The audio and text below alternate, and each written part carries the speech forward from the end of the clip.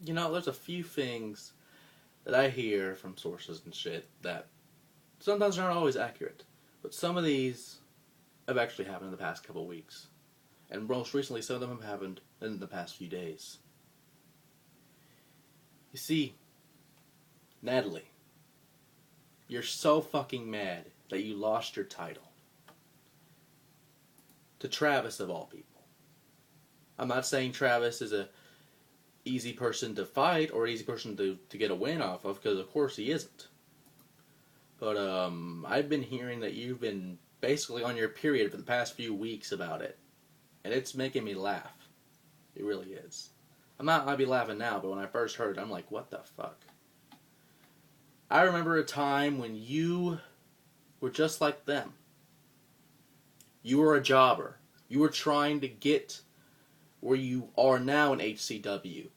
I remember when I still tried to help you, give you encouragement, when you actually had a title shot and you lost that first time.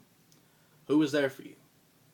But then, like all people, you spit it in my face and you're like, fuck you. Just like the rest of the HCW outcasts and the rest of the HCW people that are still there. Looks like you're back to square one and you don't like a damn thing about it because it reminds you of where you came from. Like many of those HCW superstars and divas. PCW. And I don't like to bring it up again, but it's true. You were nothing until you came to PCW.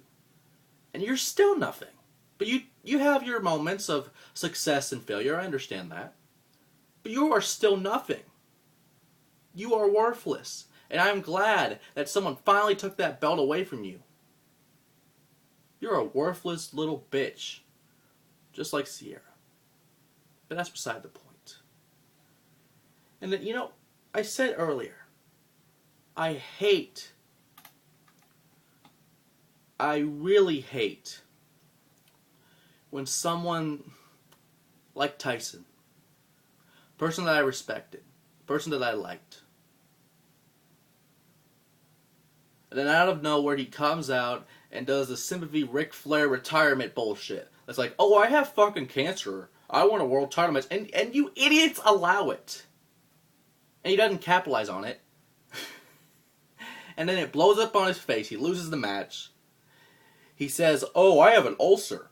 And then he says, oh, it's not as serious anymore. That pisses me off because people in the world right now that have cancer, any kind if you think about it, stomach, lung, liver, heart, whatever. I talked about this earlier. It's a fucking disgrace. And I'm glad that someone actually fired you for doing that. At least they have a heart. At least they have some sense. Jesus fucking Christ. What is wrong with you? And speaking, what is wrong with you? Goon. You're no longer AE from what I hear. You are back to being a reject jobber that was in the gimmick battle royal with a fucking hockey gear, otherwise known as the Goon. One of the stupidest gimmicks I've seen in a very long time. But it makes me laugh at you. You tried to start all this shit. And what I like the most is people are like, oh, come back. Oh, do this. Do a one-night match. I've been trying to tell people like Trank this a very long time, and I'll say it one more time so I can get it for your thick little fucking skulls. Okay? And if it doesn't work, I'll try to tell it to you again until you finally get it. But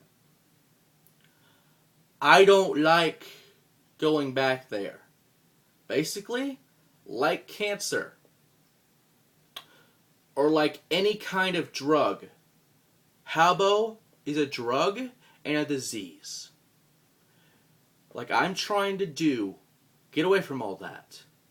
Okay?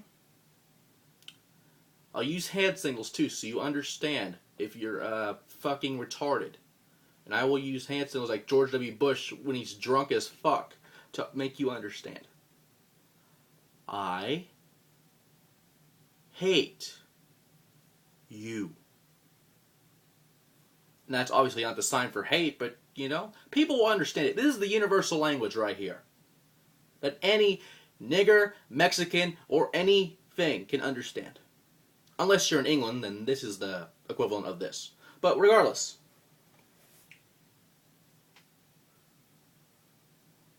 I don't want to come back. I don't like coming back. I don't want to come back. As much as you tell me to. No, no, and no. Okay? Thank you for your time, and go fuck yourself.